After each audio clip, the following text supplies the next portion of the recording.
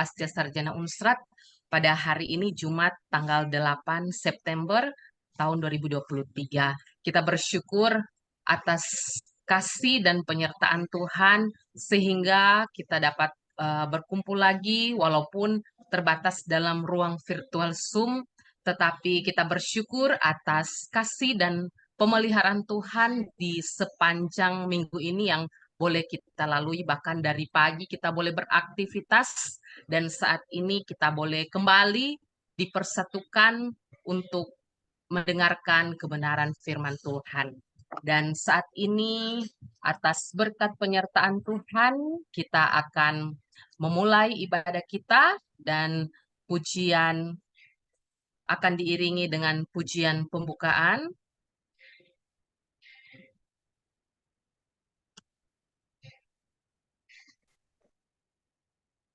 Terlalu besar.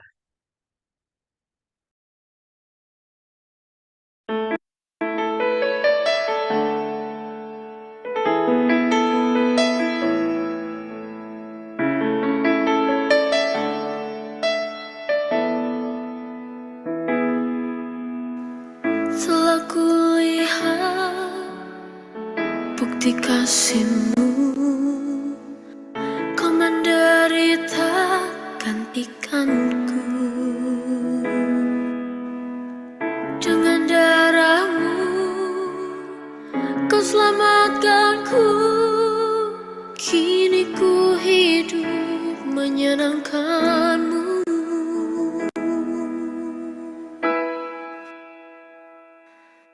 Terlalu besar kasih-Mu Bapa, pengorbanan yang Kau berikan bagiku.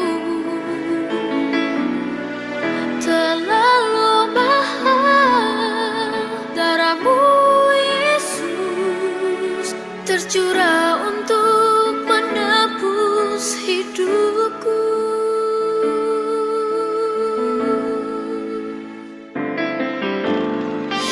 Telah kulihat bukti kasih-Mu, Kau menderita gantikanku. Kau gantikan. Dengan darah-Mu Kau selamatkanku. Kini ku hidup menyenangkan-Mu. Terlalu besar kasih-Mu Bapa, pengorbanan yang Kau berikan bagiku. Terlalu mahal darah-Mu Yesus tercurah untuk menebus hidupku.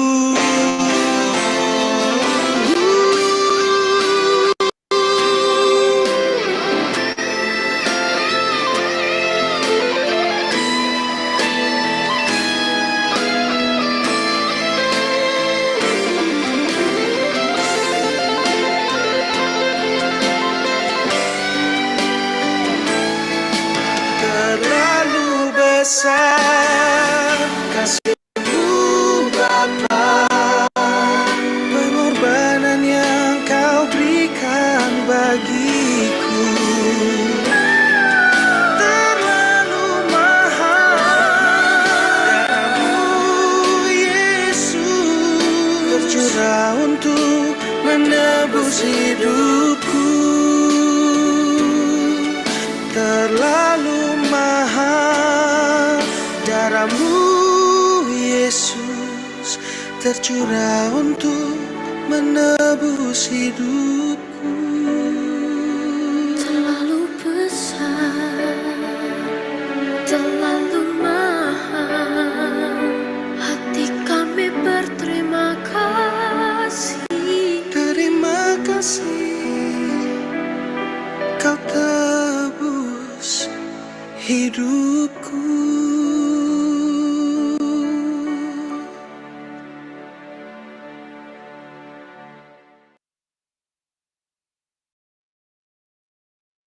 Meminta pertolongan Tuhan di saat ini dalam doa yang akan dituntun oleh Saudari Pris Moninka. Kami persilahkan.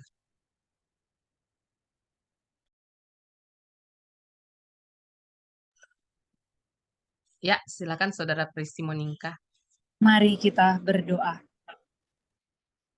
Ya Tuhan, kami jemaat-Mu berkumpul di sini saat ini, memohon kasih karunia-Mu untuk hadir di tengah kami. Bila mana saat ini kami hendak memulai ibadah, kiranya Engkau senantiasa memberikan penyertaan dalam ibadah kami, sehingga hati kami hanya tertuju padamu. Kami mohon supaya Engkau memberikan penyertaan pada jalannya ibadah, mulai dari awal hingga akhir. Biarlah hanya nama-Mu yang dimuliakan di dalam jalannya ibadah daring kami. Sehingga perkataan yang kami pakai selama ibadah berlangsung dikuduskan Tuhan dan dipakai demi hormat dan kemuliaan Tuhan. Bahwa kami mengerti firman-Mu dan berikan hati kami terbuka menerima perintah-Mu. Hamba-Mu yang Engkau pakai saat ini untuk memberikan motivasi firman, Pendeta Jenus Junimen MTH, kiranya Roh Kudus yang akan memimpinnya untuk menyampaikan firman-Mu. Terima kasih Tuhan Yesus, di dalam nama-Mu kami berdoa dan membuka ibadah saat ini. Dalam nama Bapa, Putra, dan Roh Kudus. Amin. Disampaikan terima kasih kepada Saudari Pris Moninka yang telah menuntun kita sekalian dalam doa. Firman Tuhan dalam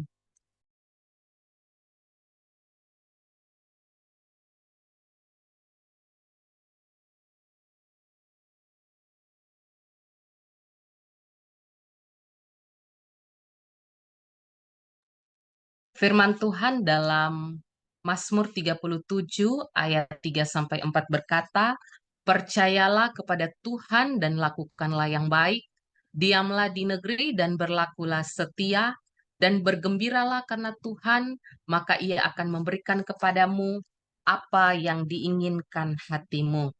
Dan pelayanan firman saat ini akan dibentangkan oleh hamba Tuhan, Bapak Pendeta Jenus Junimen. Saat ini waktu kami persilahkan.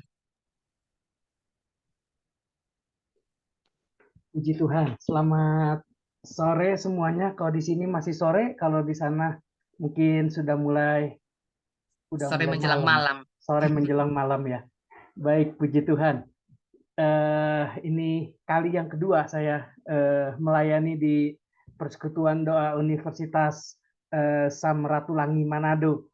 Baik, satu kesempatan dan kehormatan buat saya untuk bisa melayani dosen, mahasiswa, semua yang ada di Universitas Samratulangi. Baik, kita akan belajar tentang masalah Allah Tritunggal. Sebelumnya saya akan coba share screen terlebih dahulu.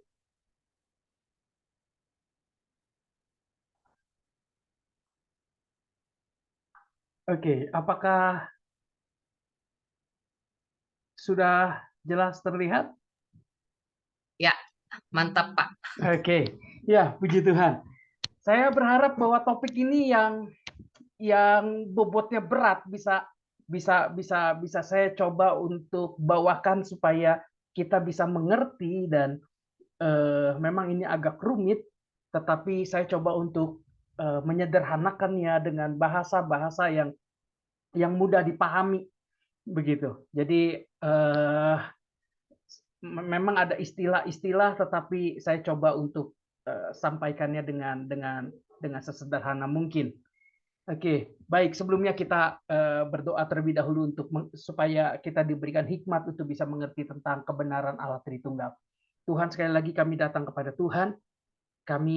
Hati kami rindu untuk kami bisa belajar kebenaran firman Tuhan tentang Allah Tritunggal. Berikanlah kami hikmat, pengertian, bijaksana dari Tuhan, supaya kami bisa mengerti kepada siapa kami percaya Tuhan yang kami sembah, Allah Tritunggal.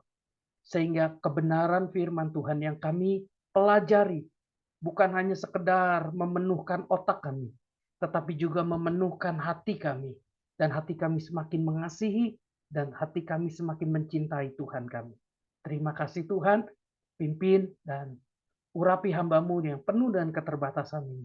Di dalam nama Yesus, kami berdoa dan kami bersyukur. Haleluya. Amin. Amin. Baik.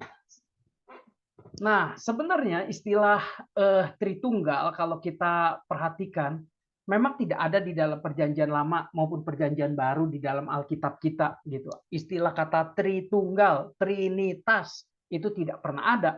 Tetapi pribadi dan karya Allah Tritunggal itu nyata di dalam Alkitab.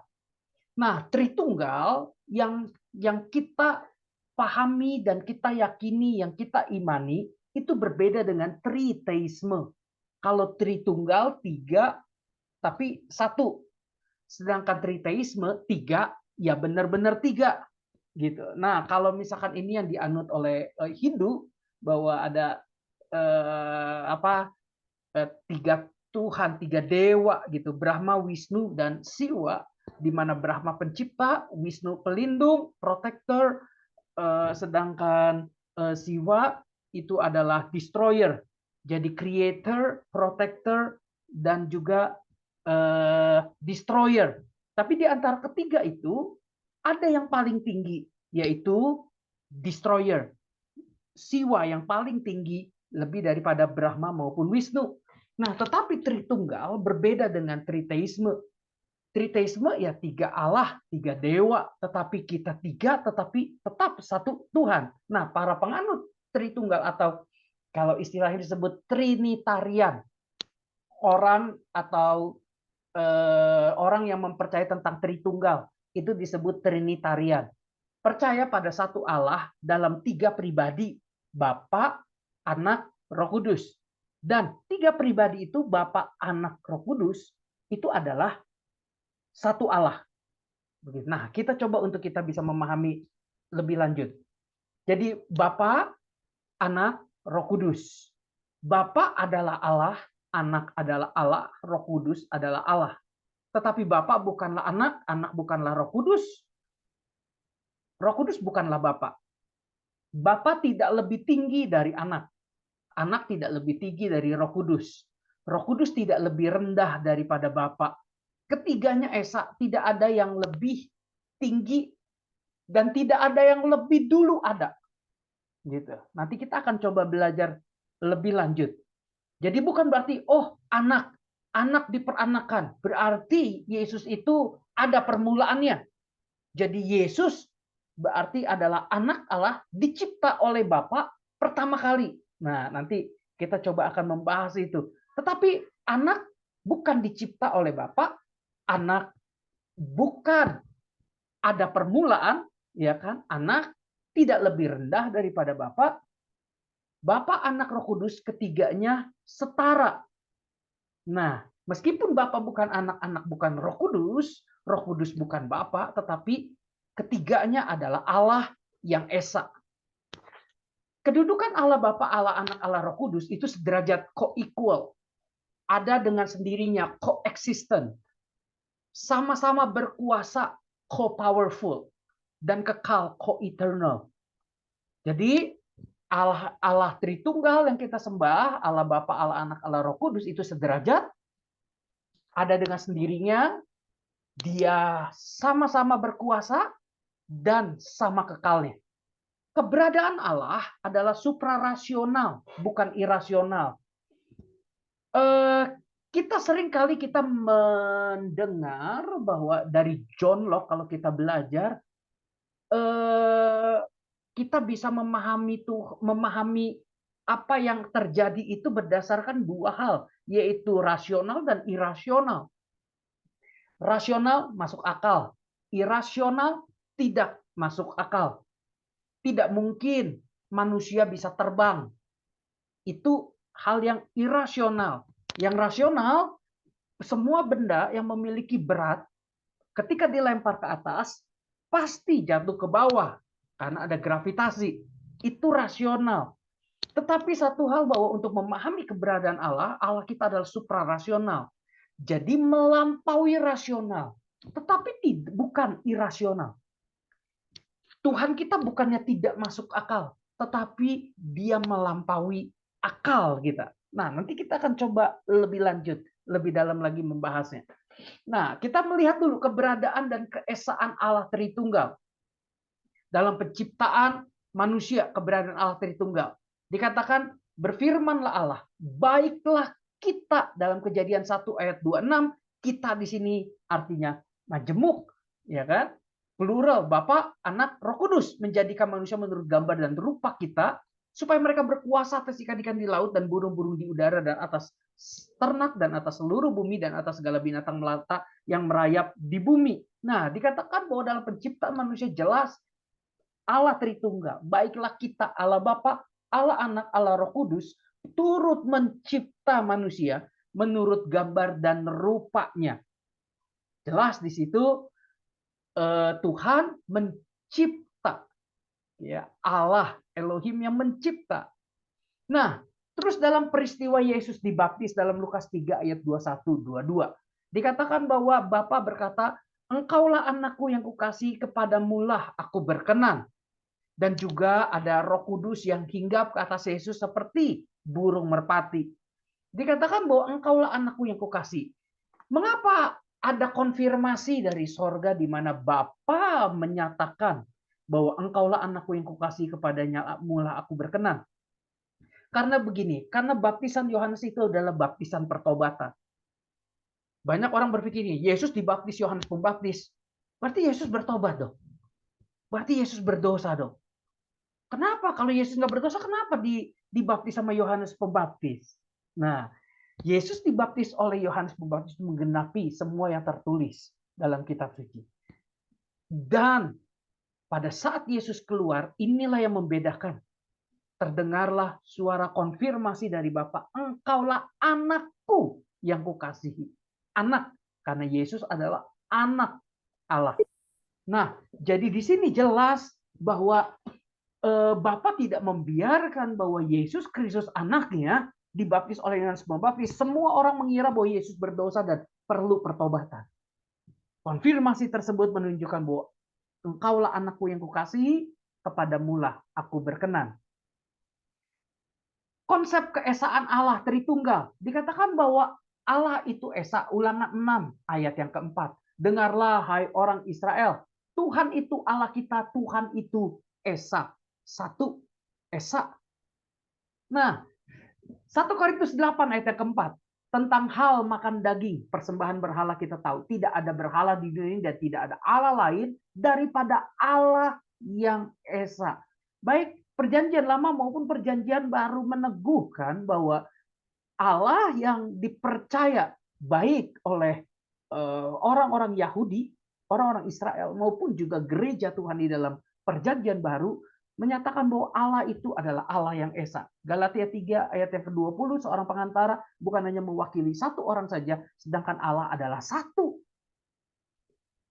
Nanti kita akan lihat satu atau esa itu seperti apa. Nah, 1 Timotius 2 ayat yang ke-5, karena Allah itu esa dan esa pula dia yang menjadi pengantara antara Allah dan manusia, yaitu manusia Yesus Kristus. Lanjut, Tritunggal terdiri dari 3 pribadi dalam Perjanjian Lama. Ada ayat-ayatnya. Oke, istilah Elohim berbentuk jamak. Dalam bahasa Inggris hanya ada 2, yaitu singular dan plural. Nah, tetapi dalam bahasa Ibrani, kalau kita belajar bahasa Ibrani, bukan hanya singular maupun plural, tetapi juga ada dual, sepasang.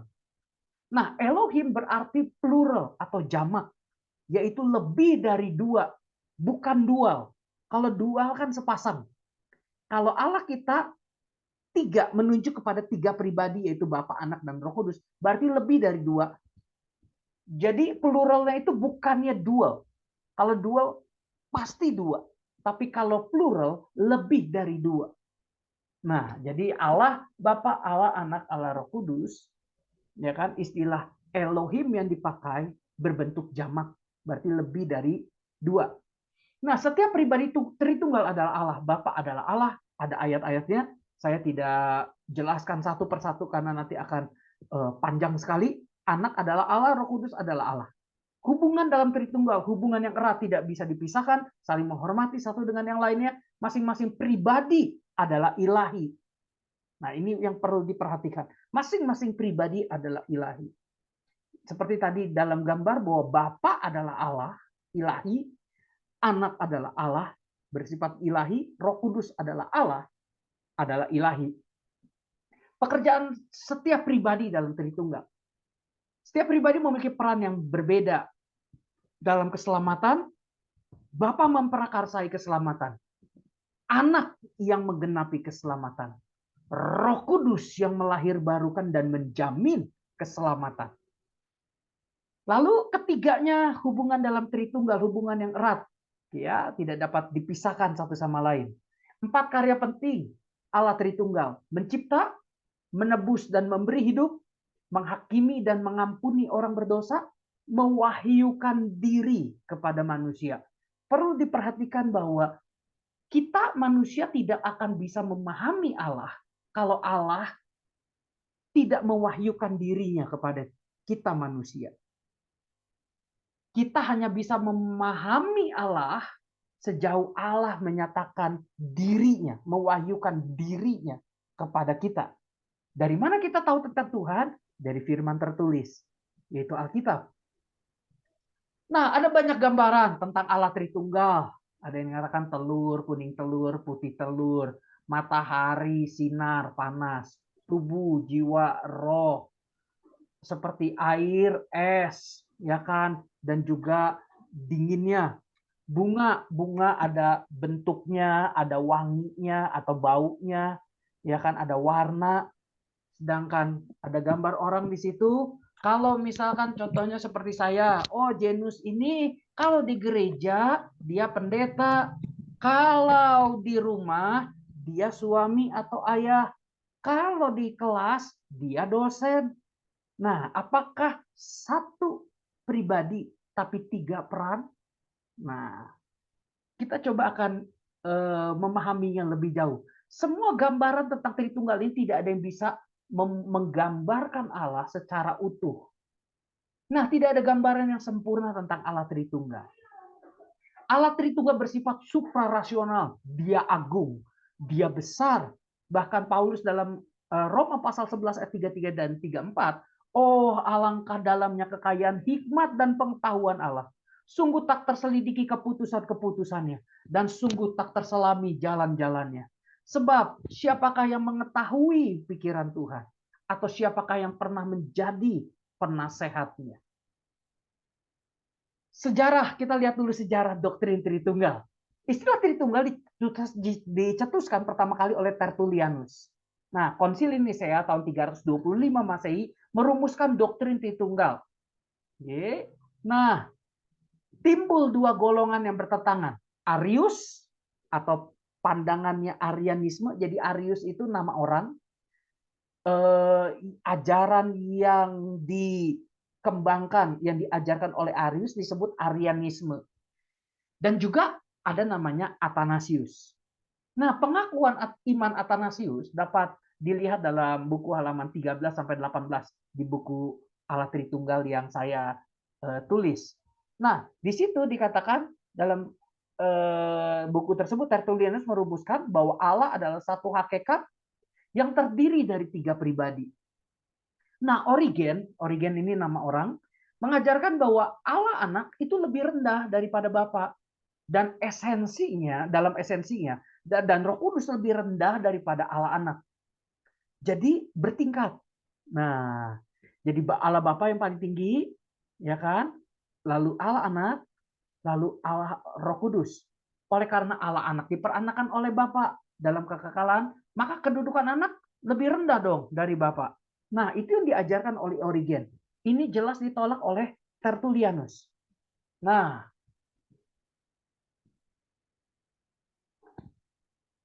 yang menarik dari Athanasius, kan kubunya Arius itu banyak sekali.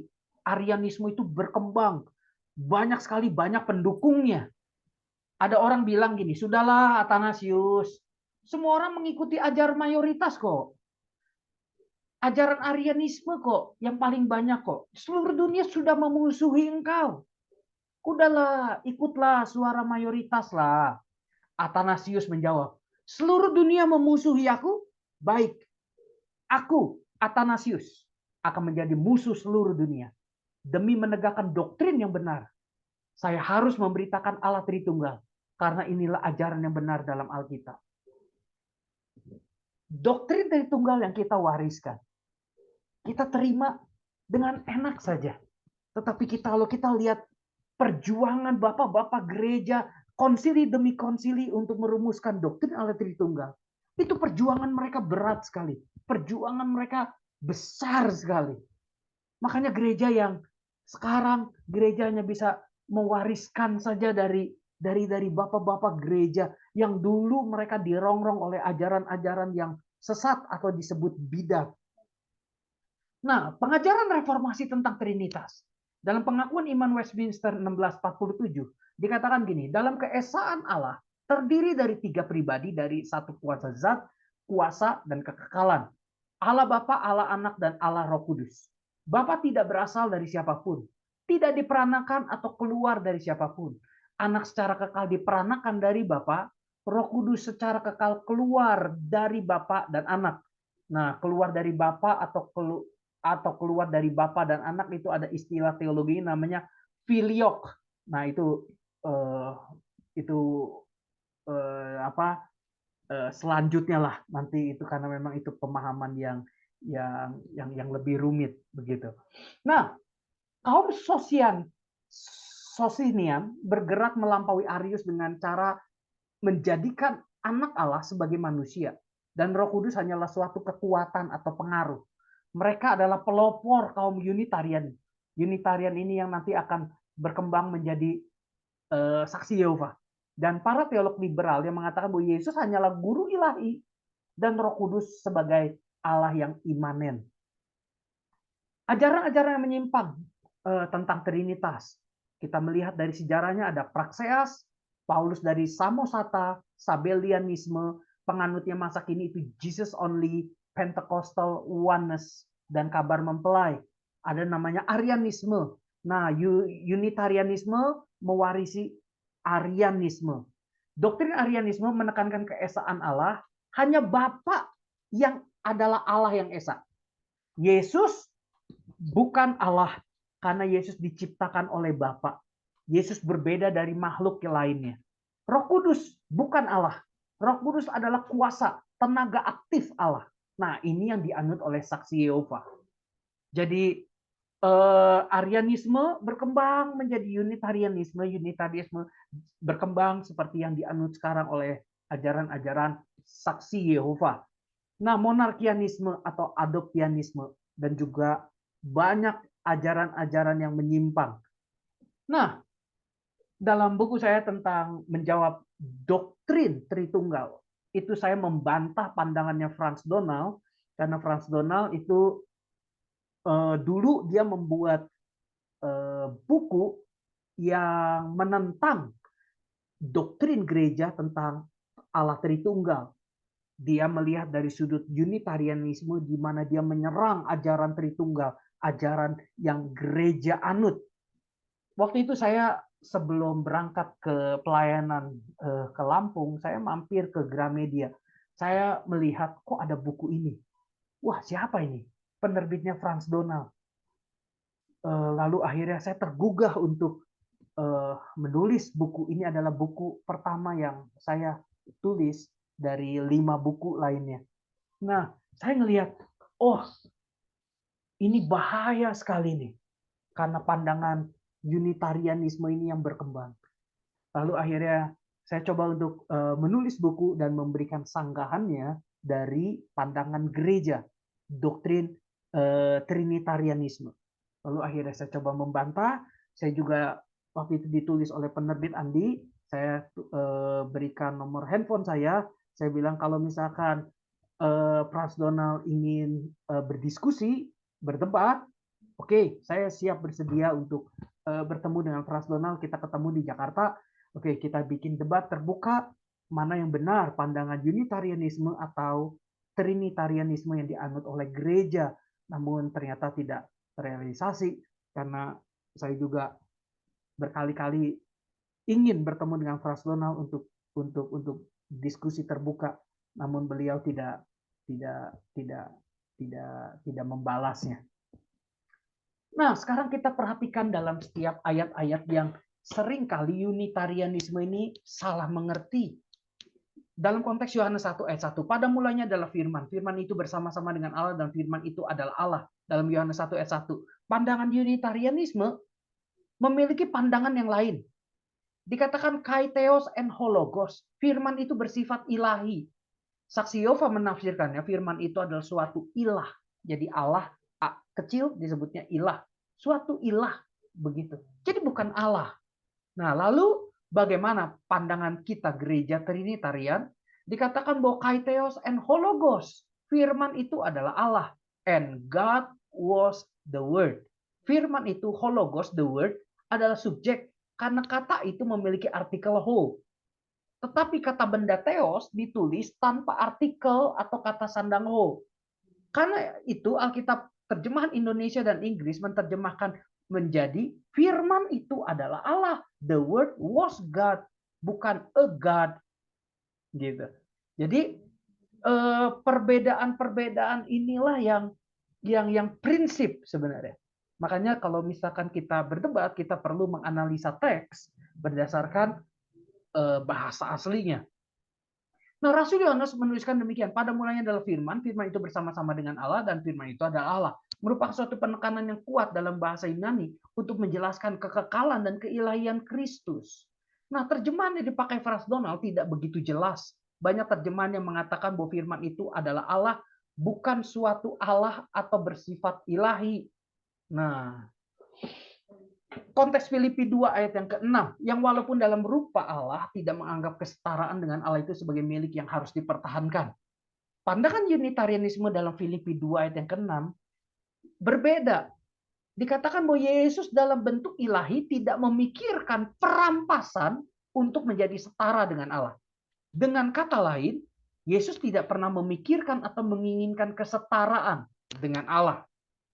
Nah, Eric Chang, seorang Unitarian, dalam bukunya The Only True God, menyatakan bahwa Filipi 2 ayat yang ke-6 tidak menekankan kesetaraan Yesus dengan Allah. Melainkan Yesus adalah manusia yang sempurna, yang karena ketaatannya dianugerahi gelar Tuhan. Dengan demikian, Yesus bukanlah Allah. Karena itu ia tidak layak untuk menerima penyembahan. Nah, ini juga yang dianut oleh pendeta Erastus Sabdono. Ya, sempat beberapa bulan lalu heboh, ya kan, Pak Eras dengan konsep logosnya di YouTube-nya, di akun YouTube-nya, menjelaskan Yesus itu manusia biasa, tapi karena ketaatannya sampai mati di kayu salib. Nah, Filipi 2 ayat 6, karena sampai mati di kayu salib barulah Yesus menjadi Tuhan. Jadi Erastus Sabdono juga Pak Eras menolak konsep inkarnasi atau penjelmaan. Gitu. Jadi Allah tidak berinkarnasi menjadi manusia. Oh, itu kan menjelma, itu kan aneh gitu dalam akun YouTube-nya gitu. Nah, jadi ajaran-ajaran yang seperti ini gereja harus istilahnya rapatkan barisan untuk bisa memberikan penjelasan hamba-hamba Tuhan, harus bisa memberikan penjelasan pemahaman teologi kepada jemaatnya, supaya jemaat, domba-dombanya Tuhan, tidak simpang siur dan akhirnya tersesat oleh ajaran-ajaran yang menurut jemaat itu logis dan masuk akal, lalu akhirnya karena kita tidak menjaganya dan memberikan pengertian, lalu akhirnya mereka terhilang. Nah, pandangan Trinitarian, Filipi 2 ayat 6 ayat 11, jika dieksegesis dengan jelas menunjukkan Yesus Kristus hakikat atau setara dengan Allah Bapa. Yesus juga layak disembah seperti Allah Bapa. Inkarnasi dan pengosongan diri, kenosis Yesus selalu menjadi Allah. Ketika menjadi manusia, Yesus tidak berhenti menjadi Allah. Kristus selalu memiliki sifat-sifat ilahi. Yesus tidak pernah mengosongkan dirinya dari segala sifatnya sebagai Allah. Bukan berarti Yesus menjelma menjadi manusia mengosongkan diri, lalu akhirnya keilahiannya hilang. Nah, perlu diperhatikan bahwa Allah tidak diubah menjadi seorang manusia, tetapi ia mengambil hakikat manusia, tapi tidak berhenti menjadi Allah. Jadi pengosongan diri Kristus ialah Kristus menyerahkan penggunaan bebas sifat-sifat ilahi. Ia mengesampingkan hak istimewanya sebagai Allah untuk bertindak sebagai Allah dan menjadi bergantung pada kehendak Bapa untuk pemakaiannya, bekerjanya, atau perwujudan sifat-sifat tersebut.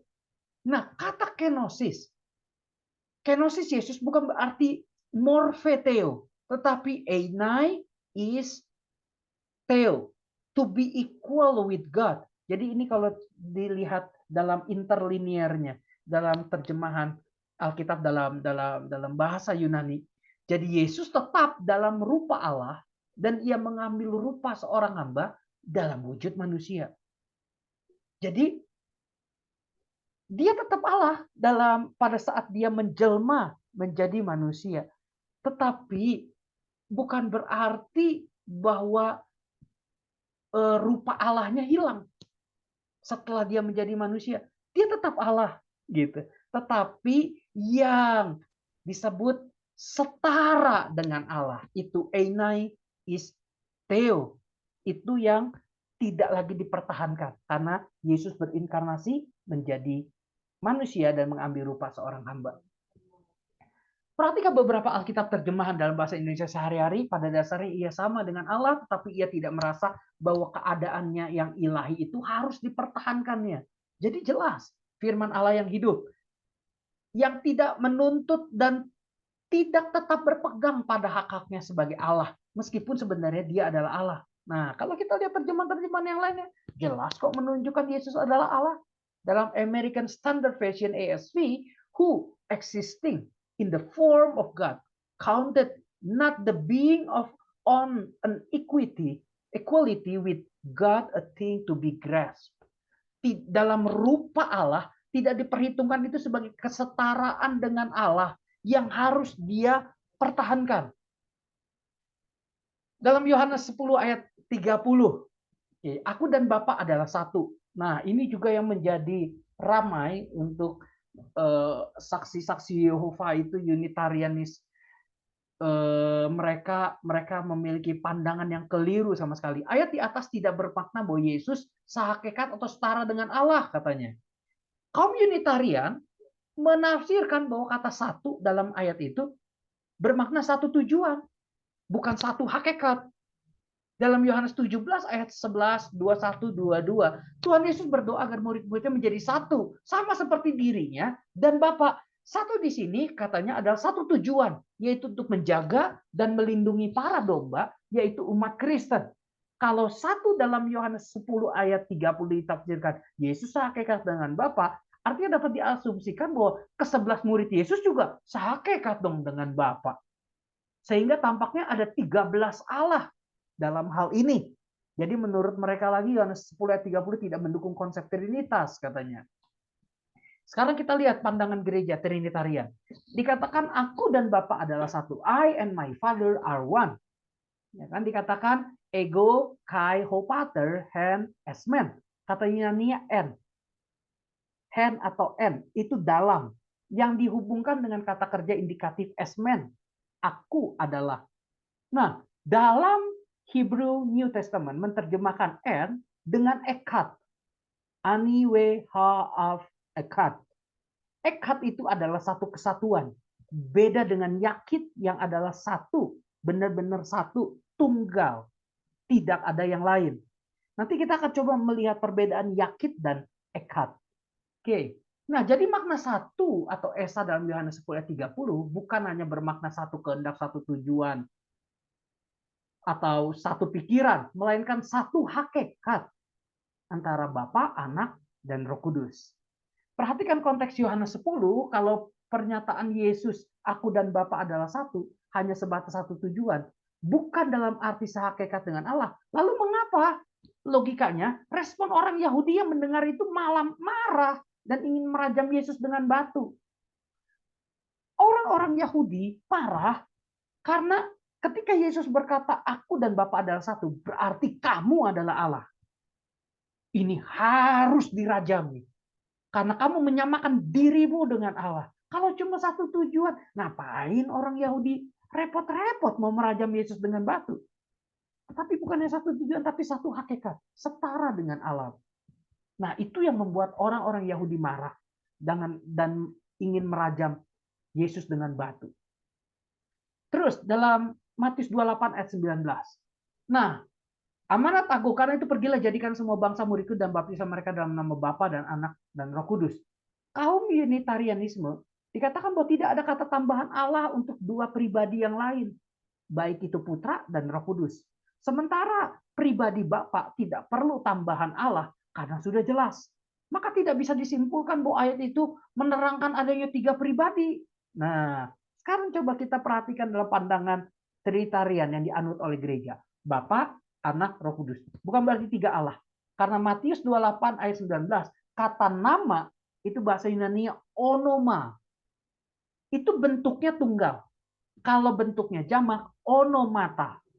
Nah, Matius 28 ayat 19 itu bentuknya, frasenya dalam nama, eis to onoma, bukan onomata, tapi eis to onoma, mengkonfirmasi kealahan dari pribadi-pribadi dan kesatuan Bapa, Anak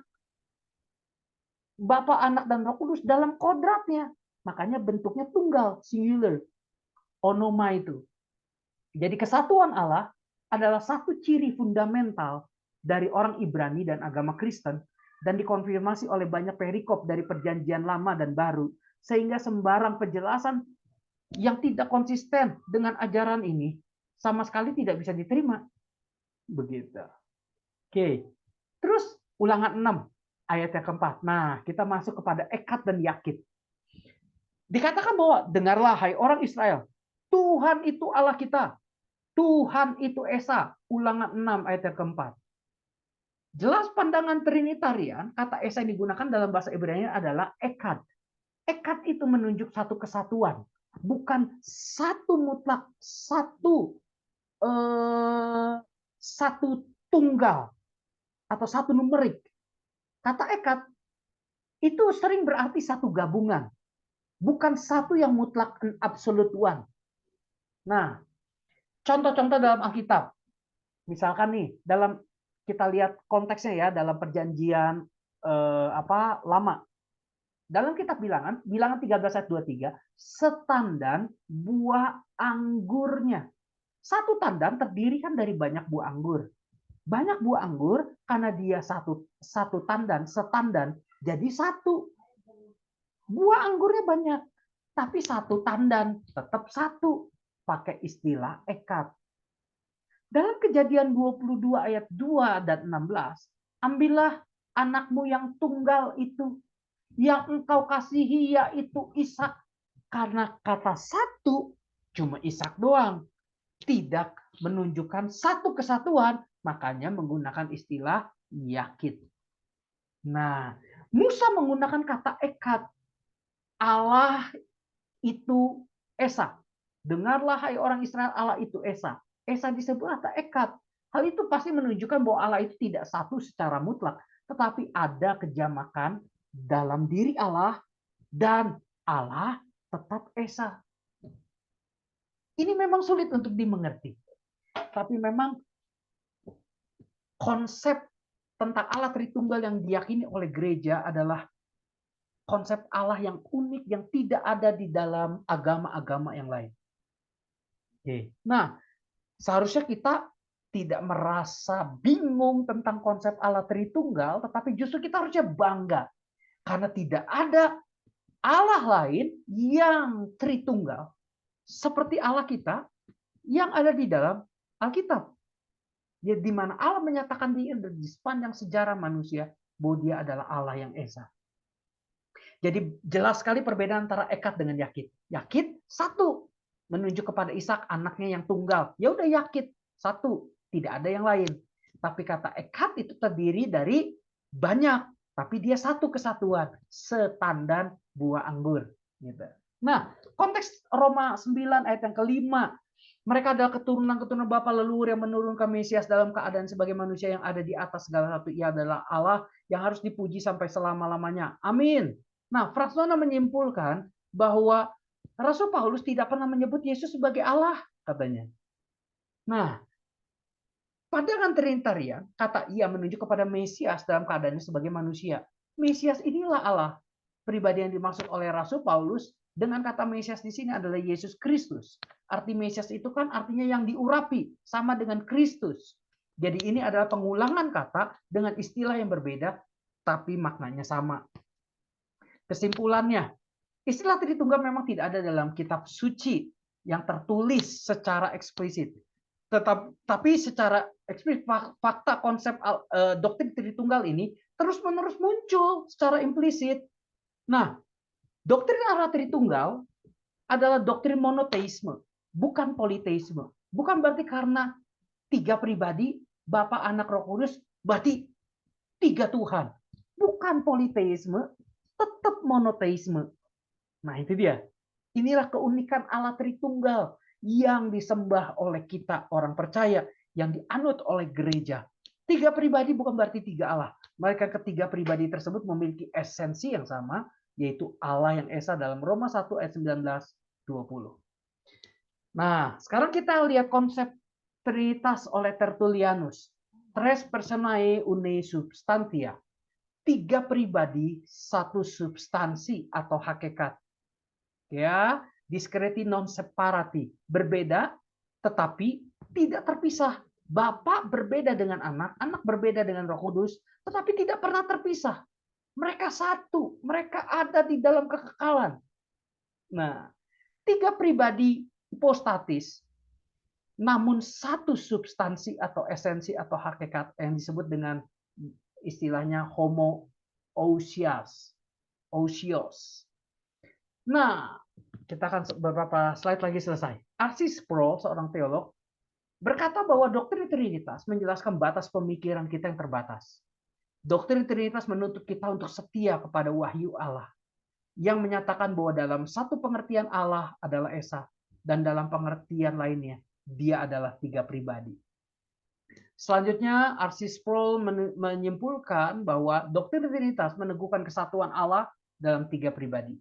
Doktrin Trinitas bukan merupakan suatu kontradiksi yang saling bertentangan, melainkan paradoks, melampaui, suprarasional.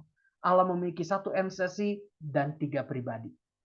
Alkitab Perjanjian Lama Perjanjian Baru meneguhkan baik keesaan Allah dan keilahian dari Bapa, Anak, dan Roh Kudus.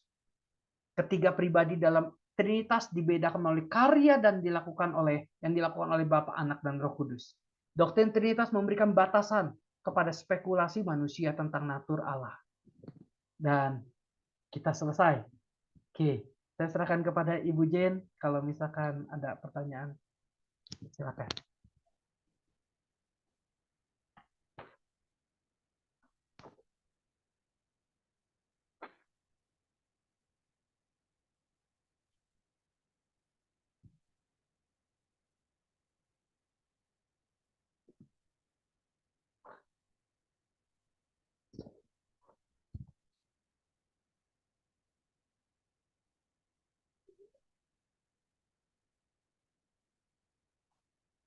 Tidak terdengar ya, Bu Jen? Sorry, Pak. Oh ya. Oke, sorry. Baik, sebelumnya kami menyampaikan terima kasih kepada Pak Pendeta Jenus yang boleh memaparkan materi tentang Trinity of God, Allah Tritunggal. Satu tema yang sering kita dengar, tetapi tidak sesederhana yang bisa kita cermati lewat materi yang sudah dibagikan pada saat ini. Namun ada beberapa poin yang boleh memberikan atau menguatkan, meneguhkan tentang kebenaran firman di mana doktrin Allah Tritunggal di dalam Alkitab tidak secara eksplisit, tetapi dalam faktanya doktrin Tritunggal itu terus-menerus muncul dalam Alkitab secara implisit. Dan ditegaskan lagi bahwa doktrin Allah Tritunggal adalah doktrin monoteisme dan bukan politeisme, sekalipun ada 3 pribadi, yaitu Allah Bapa, Allah Anak, dan Allah Roh Kudus. 3 pribadi bukan 3 Allah, melainkan ketiga pribadi tersebut memiliki esensi yang sama, yaitu Allah yang Esa. Dan saat ini, Bapak Ibu Saudara, kita membuka ruang diskusi atau bisa disampaikan secara langsung, mungkin ada respon atau pertanyaan atau kesaksian mungkin terkait dengan tema kita di saat ini, bisa lewat raise hand ataupun lewat kolom chat. Ya, kami akan membuka ruang diskusi saat ini. Ya, baik. Mungkin Prof. Jimmy akan membuka. Prof. Jimmy, ya, baik, sudah raise hand. Silakan, Prof. Mohon maaf, masih mute, Prof. Masih mute. Audionya masih mute. Maaf Oh, saya terlambat sekali, tetapi saya sudah baca ini buku dari Pendeta Yenus Uniman tentang Trinitas. Bagus sekali. Ya, kami sering menggunakan ilustrasi seperti air, cairan, kemudian uap, es ya. Tapi ketika saya membaca ini beda ternyata dengan pemahaman tentang Allah Tritunggal. Tidak ada gambaran yang kita bisa samakan. Dan di dalam buku ini, pendeta sudah mulaikan dengan kita, kata kita, di dalam Kejadian 1 ayat 26. Dan memang saya cari-cari memang ternyata itu kata kita itu dari Elohim yang artinya tunggal. Ya.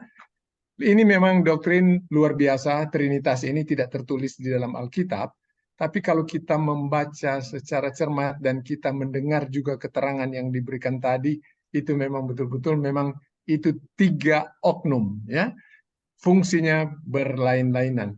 Dan memang kita juga sudah tahu bahwa tidak mungkin nanti ketika kita di sorga, kita melihat Tuhan Allah, karena Tuhan Allah itu kita tidak bisa lihat. Jadi saya yakin kita kalau ke sorga nanti ketika kita kembali, kita tinggalkan dunia, pasti kita ketemu dengan Tuhan Yesus.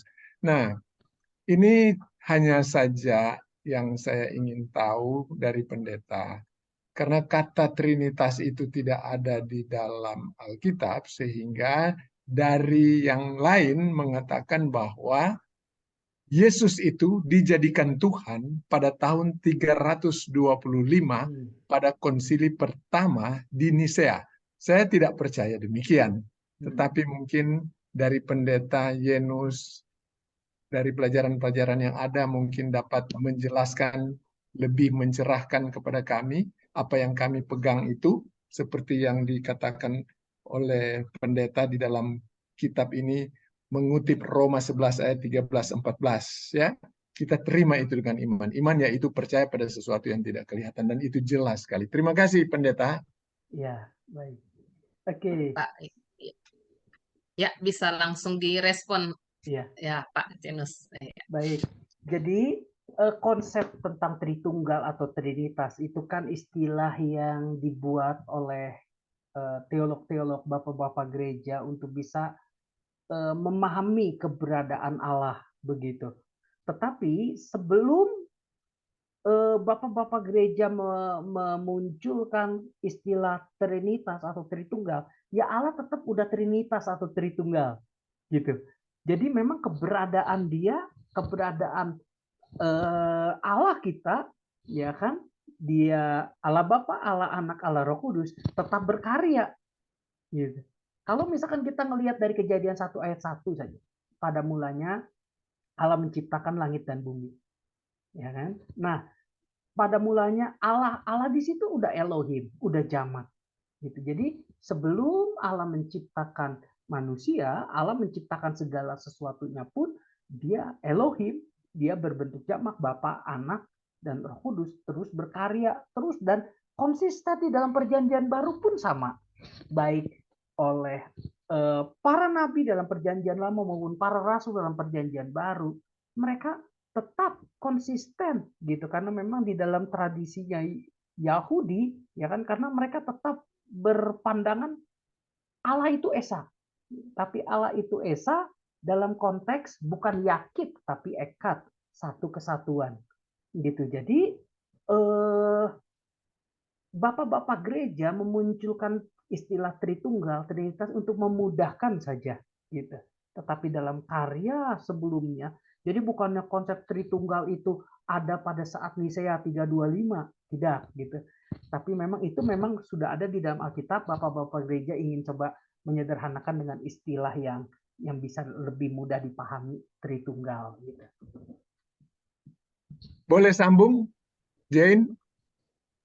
Lanjut, Prof. Oke, karena apalagi pendeta, dalam waktu dekat ini baru-baru kan kita dihebohkan dengan Dwi Tunggal. Aduh, saya pikir itu bukan Kristen kalau sudah Dwi Tunggal. Bagaimana menurut pendeta?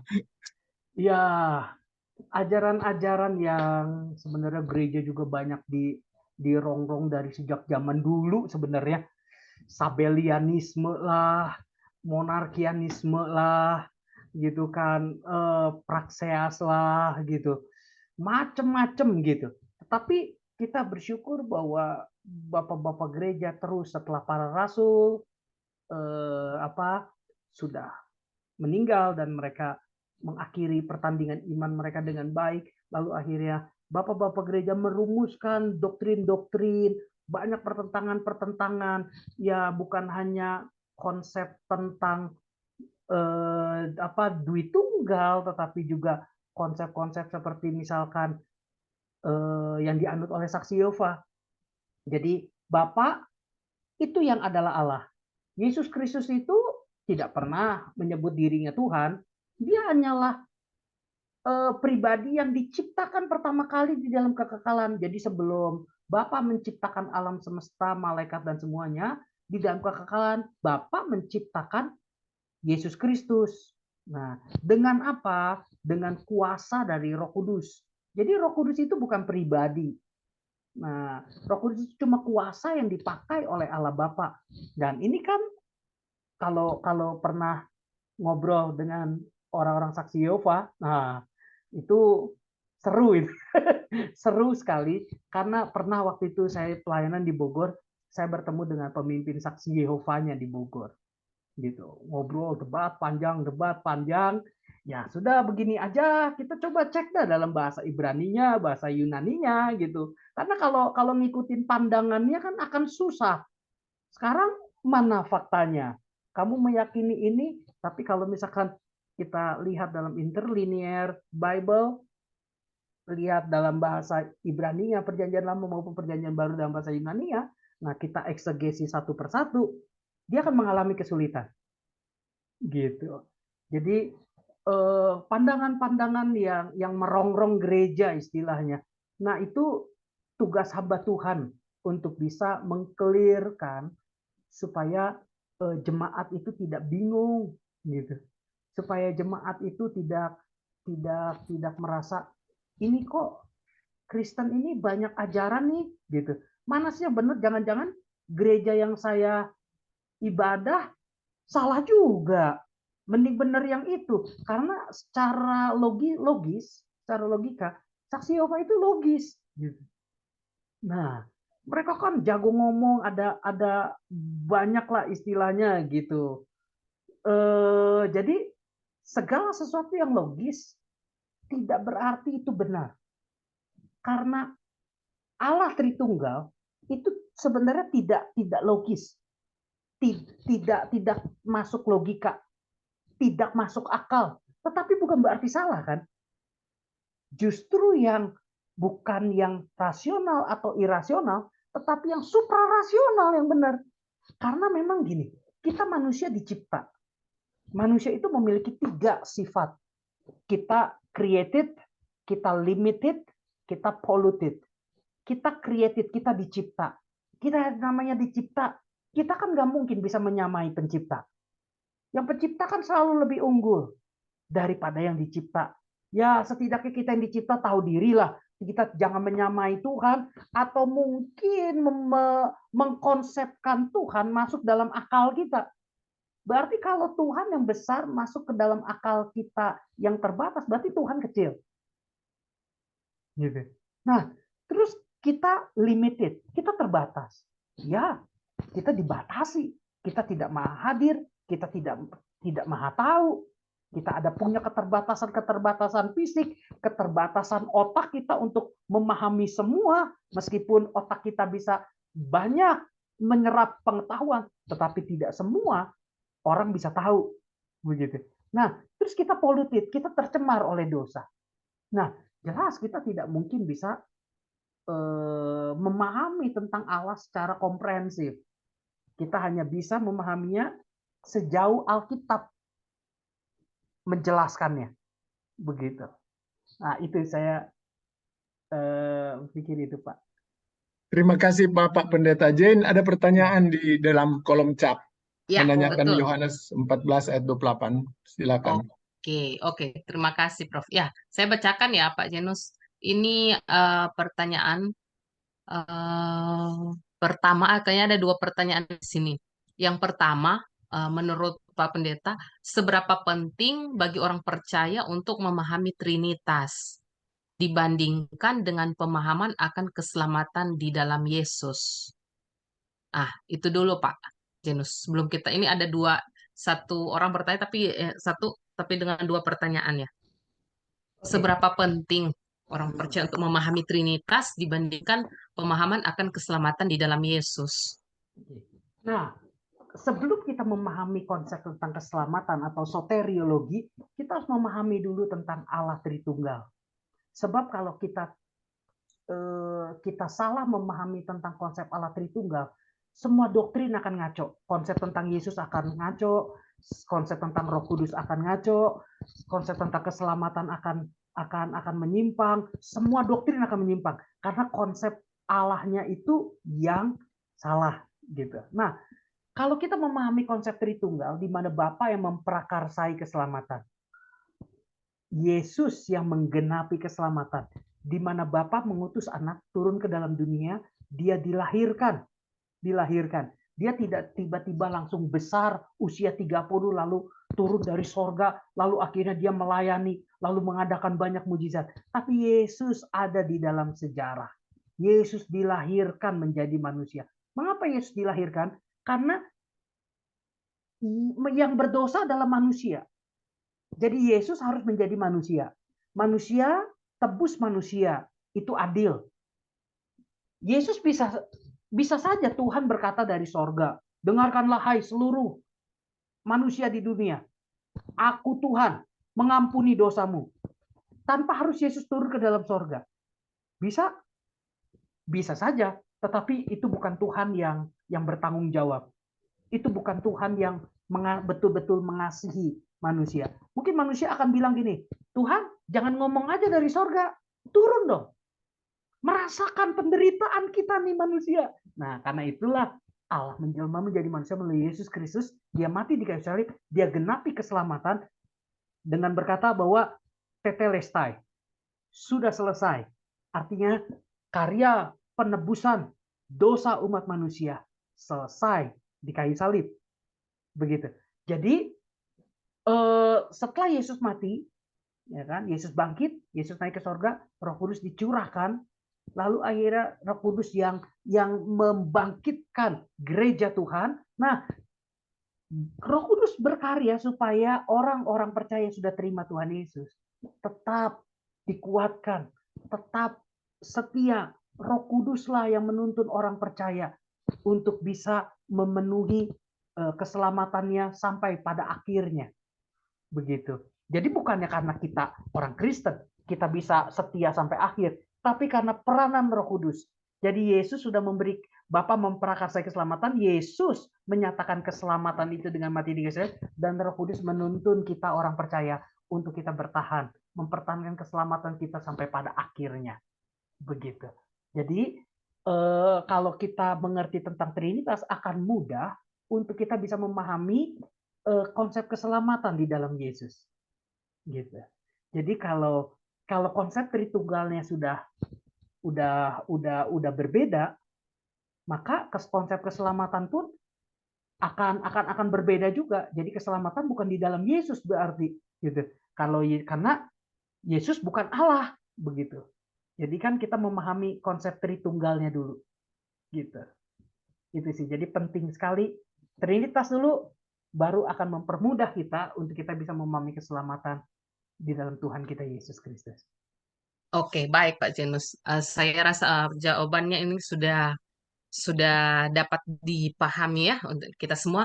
Untuk pertanyaan yang kedua, di dalam Yohanes 14 ayat 28, itu saya langsung skip saja di bagian sebab Bapa lebih besar daripada aku. Nah, ini yang dimohon penjelasan.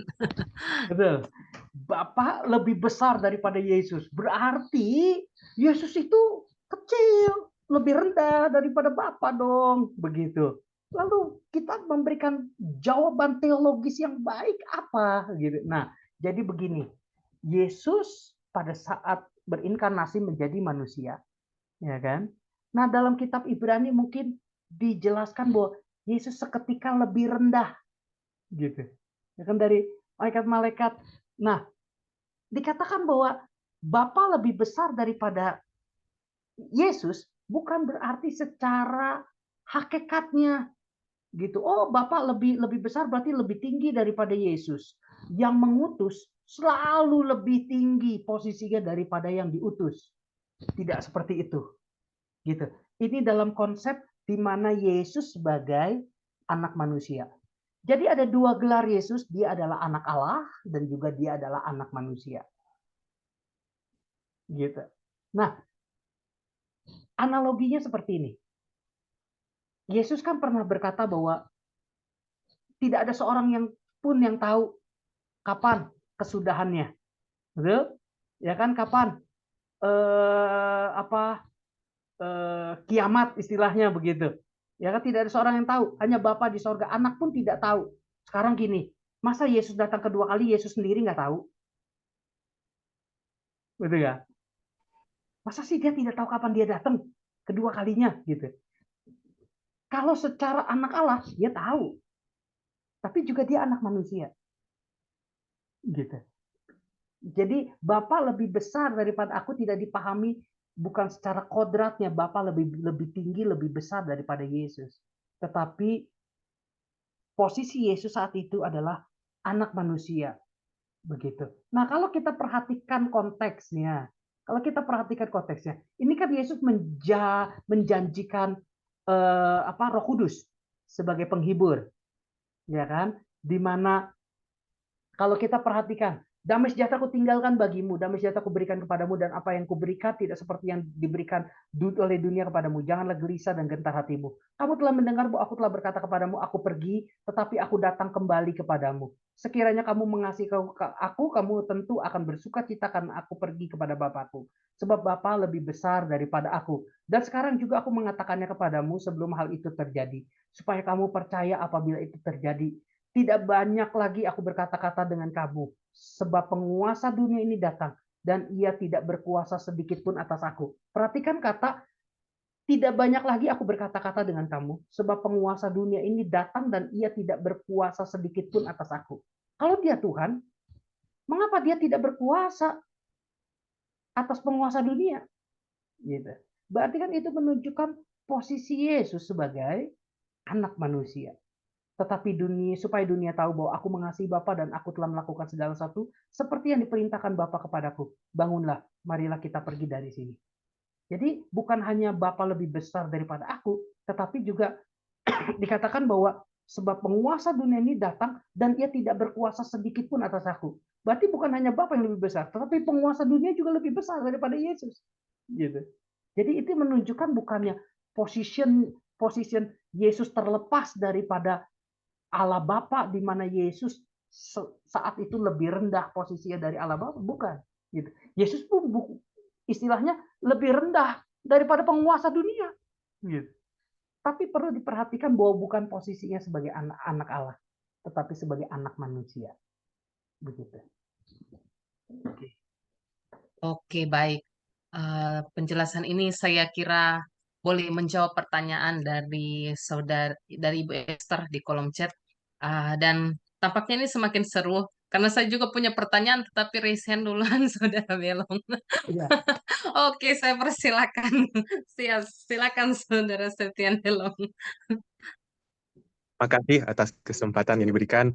Menarik sekali penjelasan yang disampaikan oleh Bapak Pendeta. Ini mungkin pertanyaan kalau saya tanyakan bersifat umum. Karena saya pernah, bukan berdebat ya, diskusi singkat dengan rekan teman saya yang beragama Muslim. Dia bertanya seperti ini, mengenai Tritunggal. Dan dia sempat mengutip di 10 hukum kan dikatakan jangan ada padamu Allah lain di hadapanku. Nah, bagaimana kita sebagai orang Kristen berdebat secara bijaksana untuk menyampaikan atau menjelaskan kepada mereka? Karena kalau kita sesama Kristen kan pasti sudah memahami kan 1 Yohanes 1 kan juga sudah jelas menerangkan. Tapi bagaimana pendekatan ataupun cara penyampaian kita kepada non-Kristen, khususnya mereka yang Muslim, karena mereka juga saya rasa di zaman sekarang mereka sedikit-sedikit memahami juga akan pelajaran orang Kristen. Mereka tahu itu mengenai 10 hukum. Artinya bagaimana mereka mau pandangkan atau cara berpikir mereka terhadap orang Kristen tentang ketiga Allah, terhadap apa yang sudah disampaikan dalam 10 hukum. Mungkin itu saja, Bapak Pendeta. Kalau ada masukan ataupun jawaban yang lebih bijaksana untuk pendekatan kepada mereka-mereka yang ingin mencari tahu lebih dalam. Terima kasih. Ya, terima kasih Saudara Septian. Baik, terima kasih buat pertanyaannya. Sebenarnya saya ada buku bagus sih, di mana ada seorang yang teolog, dia juga pencari kebenaran. Dulu dia adalah Muslim, lalu akhirnya menjadi orang Kristen, lalu dia membandingkan antara Muhammad dengan Yesus Kristus. Wah, itu bagus sekali, mulai dari kelahiran, pengajaran, kematiannya, tapi dalam bahasa Inggris gitu. Saya baca itu, wah luar biasa, banyak yang saya dapat begitu. Nah, mungkin nanti saya bisa share ke Pak Welong bukunya ya Pak. Oke, nah saya coba jawab. Jadi gini, untuk jadi ajaran Tritunggal hanyalah agama Kristen yang punya, gitu. Tritunggal itu Yudaisme, Kristen. Tetapi Islam tidak menganut Tritunggal. Islam itu mengakui Allah itu sebagai Allah, Tuhan. Dan dia tidak ada, Nabi Isa bukannya Allah, gitu. Dan Islam pun tidak percaya kepada Roh Kudus. Nah, konteksnya 10 hukum perintah Allah, jangan ada padamu Allah lain di hadapanku. Kalau kita perhatikan dalam terjemahan bahasa Indonesianya, Allahnya itu huruf kecil. Jangan ada ilah berhala lain di hadapan Tuhan. Jadi orang Israel itu menyembah Tuhan yang unik. Menyembah Tuhan yang esa tetapi jamaah. Tritunggal itu. Dan itu kan tidak ada bangsa-bangsa yang lain yang Tuhannya seperti Allah Israel. Esa tetapi jamak, Bapa, Anak, Roh Kudus. Karena itulah Tuhan menjelaskan bahwa jangan ada padamu Allah lain di hadapanku. Jangan ada berhala-berhala yang lain. Jadi bangsa-bangsa di sekeliling Israel, Moab, Amon, orang-orang pegunungan, Seir, dan segala macam, orang-orang yang sekeliling Israel berusaha untuk menaklukkan Israel. Berusaha Filistin, ya kan, berusaha untuk menaklukkan Israel. Tetapi mereka tidak bisa. Karena meskipun mereka memiliki Allah-Allah, berhala-berhala yang mereka sembah, tetap tidak ada yang bisa menyaingi Allah Israel.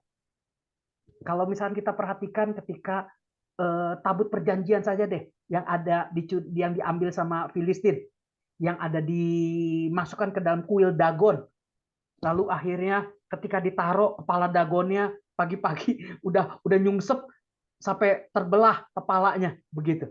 Itu menunjukkan bahwa Allah Israel lebih unggul daripada Allah-Allah yang lain.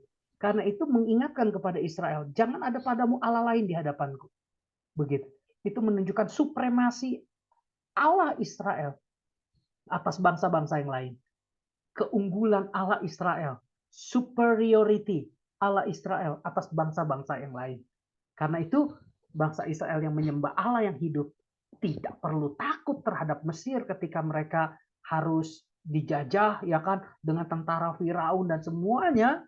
Ya, mereka tidak perlu takut karena kalau kita perhatikan Allah itu disebut sebagai the most powerful God. Makanya kan ada istilah El Shaddai. El itu Elohim, the most powerful God. Shaddai itu kelembutan, digambarkan seperti buah dada seorang ibu, begitu, perempuan. Jadi El ketika berhadapan dengan musuh, Tuhan menyatakan dirinya sebagai Elohim. Dihabis semua, dibantai oleh Tuhan. Tidak ada Allah yang di dunia ini yang seperti Allah Israel. Tetapi di satu sisi dia juga lembut. Dia juga seperti induk ayam yang menaungi anak-anaknya. Jadi di dalam diri Tuhan, dia kuat, tetapi sekaligus dia lembut. Begitu. Nah, jadi konsepnya jelas berbeda dengan Muslim. Gitu. Konsep Muslim kan abad ke-7 kan? Ya kan Nabi Muhammad kan 600-an. Gitu, abad ke-7 begitu. Ya awal sampai mungkin pertengahan abad ke-7 ya kan 600-an. Nah, itu pun baru, sedangkan Taurat kan wah ribuan tahun yang lalu begitu. Jadi tidak bisa di-compare istilahnya antara kekristenan dengan Islam begitu. Oke, semoga bisa menjawab Pak Weleng. Ya, luar Oke, biasa, Pendeta. ya, tidak ada lanjutan, Saudara Septian. Oh, mungkin jaringan. Oke, Pak Pendeta, pertanyaan closing saja ini ya. Ya, Pertanyaan closing ya. Tadi saya sungguh tertarik yang dikaitkan dengan saksi-saksi Jehovah ya. Nah, pertanyaan inti saya pada akhirnya, apakah mereka yang para saksi ini atau ajaran bidat ini, apakah mereka akan memperoleh keselamatan? Karena begini, padahal sebenarnya kalau di konsep kita kan sudah jelas, kalau tidak datang kepada Yesus, akulah jalan kebenaran dan hidup, ah, maka tidak dapat datang kepada Bapa. Namun, kenapa saya bertanya seperti ini? Saya punya teman kerja beberapa waktu yang lalu, seorang saksi. Dan kita lihat DP kehidupan setiap hari. Aduh, kalau bilang mau melakukan firman, sepertinya ya kita membandingkan, sepertinya ini dapat lihat, aduh, orang itu kalau mau bilang taat, memang taat sekali. Begitu dong, Pak. Jadi bagaimana ya?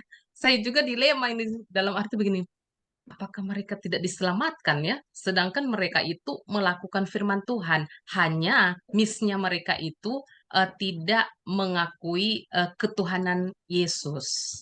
Gitu, Pak ya, Pendeta. Mohon respon. Terima baik. kasih. Ya, apakah mereka yang berbeda aliran dengan kekristenan gereja yang mainstreamnya, apakah mereka diselamatkan? Begitu.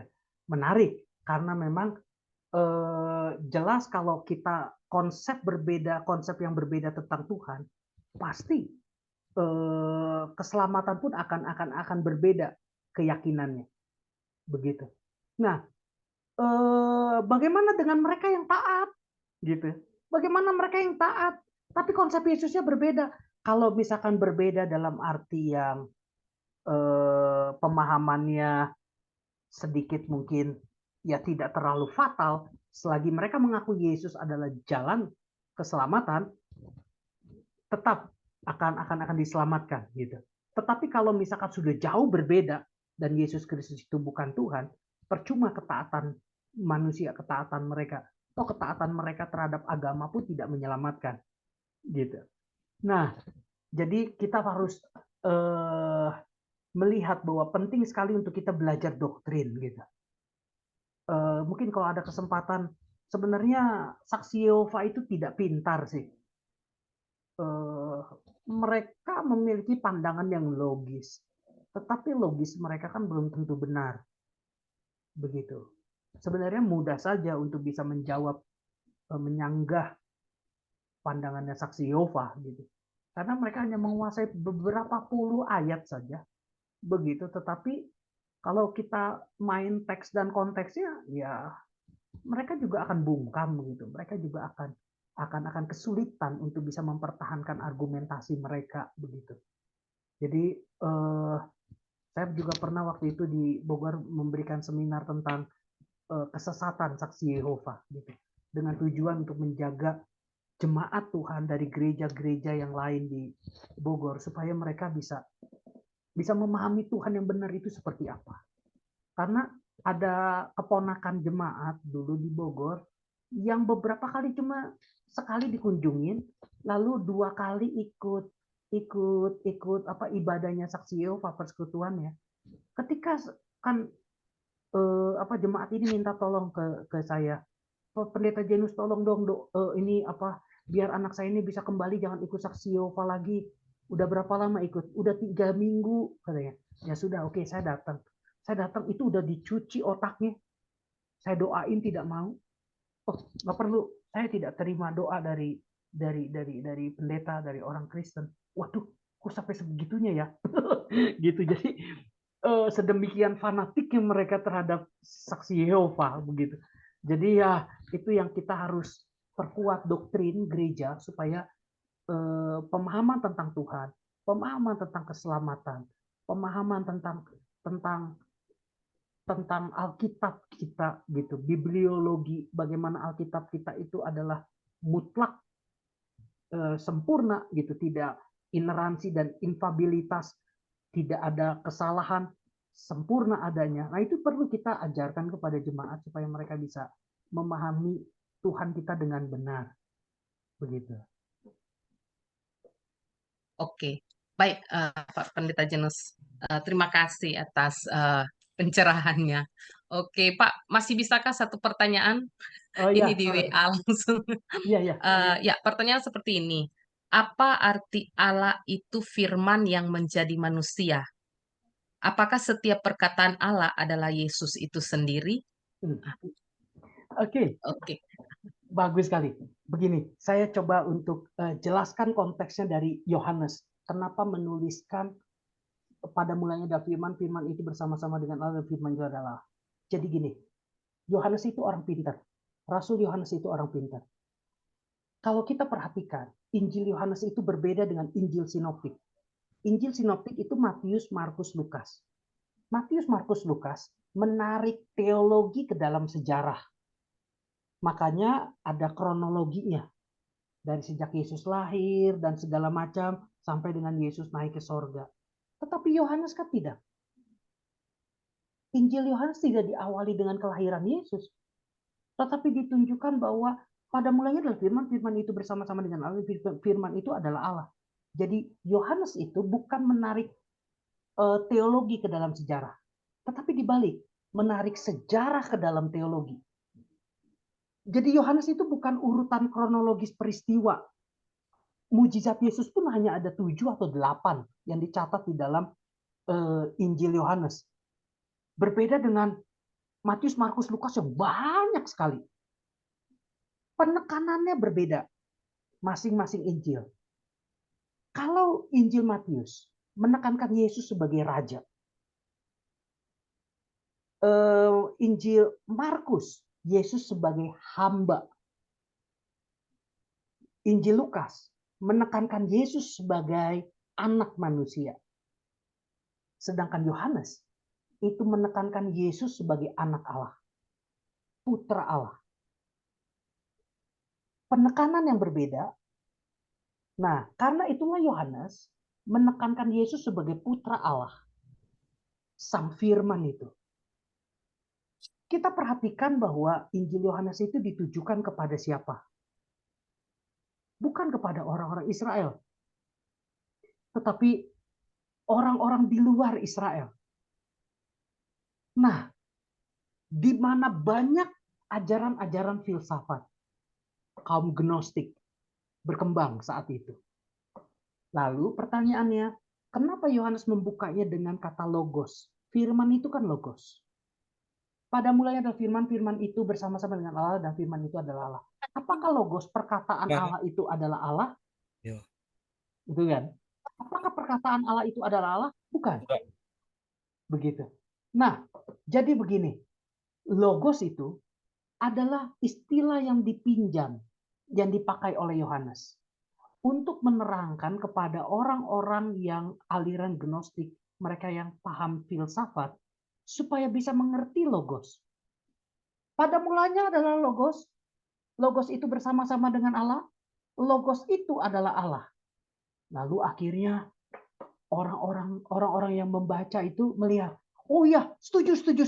Memang logos itu yang mereka yakini kan, logos itu kan pengetahuan, ya kan, yang mereka agung-agungkan sebagai filsuf. Oh, memang itu pada mulanya adalah logos itu. Tapi kan tidak berhenti di ayat 1. Tapi kan perhatikan pada ayat yang ke-12, 14. maka firman itu, logos itu menjelma menjadi manusia. Betul? Logos itu menjelma menjadi. Artinya gini, dari yang umum terus kepada yang khusus. Sampai akhirnya logos itu menunjuk kepada Yesus. Sehingga akhirnya orang-orang yang menerima, yang membaca Injil Yohanes, mereka mengerti, oh ternyata tidak seperti logos yang aku pikirkan ya. Gak seperti logos yang aku yakini ya sebagai kaum gnostik ya. Tetapi, oh firman itu menjadi manusia. Siapa itu? Nah, itulah menunjuk kepada Yesus Kristus. Jadi itu istilah yang dipakai. Makanya kita tidak boleh melihat pemahaman itu dari sekedar satu ayat saja. Kalau kita belajar hermeneutik, ada pemahaman konteks ayat Yohanes 1 ayat 1, tetapi juga ada namanya konteks.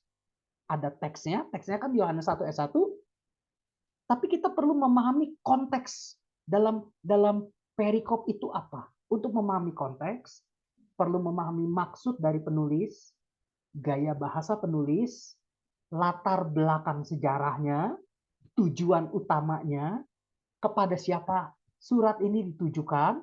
Jadi kalau misalkan pemaham dalam ilmu hermeneutik itu mengupah semua begitu. Jadi tidak bisa kita hanya mengatakan, oh Yohanes 1 ayat 1, berarti firman. Kalau firman itu perkataan, itu adalah Allah. Tidak. Tetapi kan dituntun perlahan-lahan oleh Yohanes. Gitu. Sampai akhirnya mengerti bahwa orang-orang Yunani, mereka yang berpandangan gnostik, mereka bisa memahami Tuhan dengan benar, bahwa yang dimaksud dengan logos itu yang supreme, yang unggul, yang utama. Oh, itu adalah Yesus Kristus. Gitu. Jadi dari hal yang umum, terus kepada hal yang khusus, mengerucut akhirnya kepada pribadi Yesus. Jadi Yohanes itu sebenarnya orang pintar. Gitu. Jangan meremehkan Yohanes yang muda. Rasul Yohanes kan yang paling muda di antara ke-12 rasul. Tuhan izinkan Tuhan pakai yang muda untuk bisa memberitakan Injil Tuhan. Yohanes kan rasul yang terakhir meninggalnya. Begitu. Jadi Tuhan pakai yang muda untuk terus memberitakan Injil Tuhan. Rasul-rasul yang lain sudah pada meninggal semua. Tetapi Yohanes terus. Dia bahkan menulis 1, 2, 3 Yohanes dan juga kitab Wahyu. Begitu. Jadi Yohanes dipakai Tuhan dengan hikmat yang luar biasa untuk memberikan pemahaman tentang Tuhan melalui istilah logos itu. Gitu. Logos, bahasa, istilah yang bisa dimengerti oleh gnostik, orang-orang Yunani. Gitu. Dipakailah oleh Yohanes dan dituntunlah kepada pribadi Yesus Kristus. Jadi perlu kita perhatikan konteksnya dalam Yohanes 1 ayat 1 terus sampai semuanya. Begitu. Baik, Pak. Sangat memberikan pencerahan sekali. Di sini di kolom chat masih ada satu. Apakah masih bisa, Pak? Lanjut. Lanjut. Iya, di sini dari iya, dari Saudara Pontianus Gulo. Shalom Pak Pendeta, pembahasan penjelasan terkait tentang Trinitas sangat menarik. Nah, di sini dia mereka satu pernyataan, kita tahu bahwa Yesus itu adalah Allah dan Allah itu Yesus. Nah, ketika Yesus sebagai Allah turun dari sorga, datang ke dunia, apakah sorga itu kosong? Maksudnya apakah Allah meninggalkan sorga? Ya, Oke. iya. Ya, ini Pontianus Terima- ini murid saya, mahasiswa saya di STT Siema. Oh, Jadi saya saya kira ngajar. mahasiswa Unsrat, Pak. Mahasiswa yang saya ajar di Saya kira STT mahasiswa Siema baru. di Cianjur. Oke, Di salam Cianjur. kenal. Terima kasih sudah bergabung. Oke. Nah, Yesus sebagai Allah turun ke dalam sorga. Jika Yesus datang, dia adalah Allah turun ke dalam kerajaan sorga. Loh, apakah Allah meninggalkan sorga? Nah, itu dia. Allah Bapa, Allah Anak, tinggal di sorga. Allah Bapa, Allah Roh Kudus. Dialah yang mengontrol segala sesuatunya alam semesta ini. Jadi bukan berarti surga kosong. Karena itulah 3 pribadi. 3 berbeda. 3 peran yang berbeda. Ketika Yesus berinkarnasi menjadi manusia, bukan berarti surga kosong. Kan pada waktu Yesus dibaptis ada suara dari Allah Bapa dan Roh Kudus turun ke atas Yesus seperti burung merpati. Jadi jelas sekali pada saat Allah menjelma menjadi manusia dalam pribadi Yesus Kristus, Allah Bapa dan Allah Roh Kudus berkuasa, ada di sorga, berkuasa untuk mengontrol segala sesuatunya dan alam semesta ini. Pada saat Yesus naik, Roh Kudus dicurahkan. Begitu. Tapi bukan berarti ketika Roh Kudus dicurahkan, kita hidup di zaman gereja nih, ya kan, gereja. Oh, ini gereja ini zaman Roh Kudus. Berarti Allah Bapa Yesus Kristus bukan berarti tidak ada di dunia ini. Allah Bapa, Allah Anak, Allah Roh Kudus tetap berkarya di dalam dunia ini. Gitu. Jadi meskipun gereja orang-orang percaya, ya kan, Roh Kudus yang menuntun mereka dalam iman untuk mereka bisa bertahan sampai pada akhirnya. Tapi tetap orang Kristen, umat percaya kalau berdoa di dalam nama Tuhan Yesus. Tetap Yesus ada di dalam dunia, hadir. Jadi tidak boleh kita mengkategorikan ini. Zaman perjanjian lama itu adalah zaman Allah Bapa. Permulaan perjanjian baru adalah zaman Yesus Kristus. Setelah Yesus Kristus naik ke surga, baru zaman Roh Kudus. Salah. Tidak boleh pemahaman seperti itu. Kalau misalkan di zaman perjanjian lama cuma Allah Bapa, lah kan Allah Anak, Allah Roh Kudus juga mencipta. Gitu. Jadi tidak boleh dikategorikan zaman ini Allah Bapa, zaman ini Allah Yesus, Allah Anak, terus selanjutnya zaman Allah Roh Kudus. Tidak bisa seperti itu. Ketiga-tiganya tetap berkarya di dalam dunia ini. Jadi pada saat Yesus turun dari sorga, menjelma menjadi manusia, apakah surga kosong? Tidak. Ada Allah Bapa, Allah Roh Kudus. Mereka yang menopang alam semesta dan semuanya. Tetap dia ada Allah yang berkuasa. Baik, terima kasih. Saya rasa jawaban dari Pendeta Janus ini sudah bisa mencerahkan ya bagi Saudara Puntianus dan kita sekalian yang hadir saat ini. Dan baiklah, karena kita dibatasi oleh waktu, kami atas nama tim kerja dan jemaat yang hadir saat ini mengucapkan terima kasih banyak untuk diskusi firman yang luar biasa pada malam hari ini yang boleh dibawakan oleh Bapak Pendeta Janus Juniman MTH. Kiranya Tuhan senantiasa memberikan kesehatan, hikmat, dan diberkati juga bersama dengan keluarga tercinta. Salam untuk keluarga, Pak Pendeta Janus. Ya, salam juga, Tuhan berkati. Berkat. Saat ini kita akan melangkah ke acara selanjutnya. Kita akan memberikan ucapan syukur kepada Tuhan lewat persembahan yang bisa Bapak Ibu berikan lewat nomor rekening yang akan kami sharekan pada saat ini. Dan sambil kita membawa persembahan, kita diiringi dengan pujian Yesus bayar semua.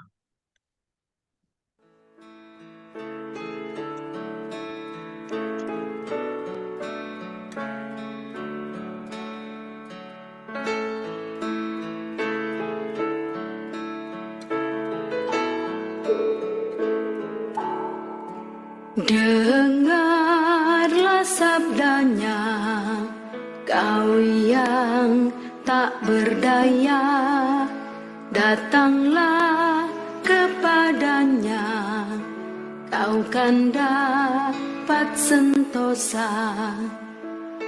Yesus bayar semua hutang dosaku. Bagai kirmisi jadi putih bersih.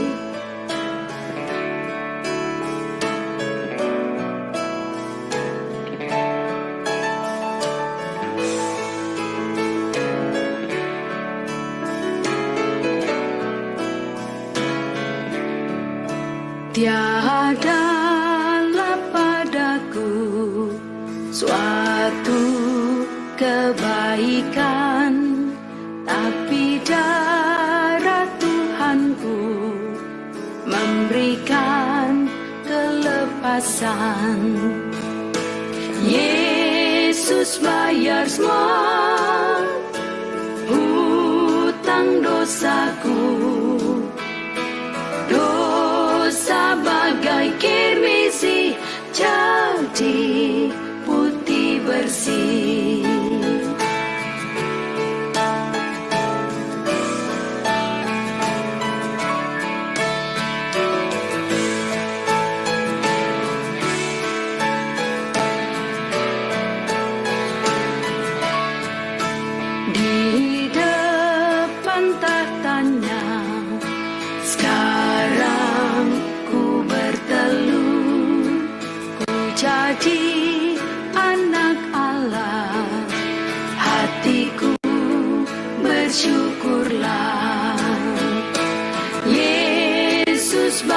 bayar semua hutang dosaku. Dosa bagai kirmisi jadi putih bersih.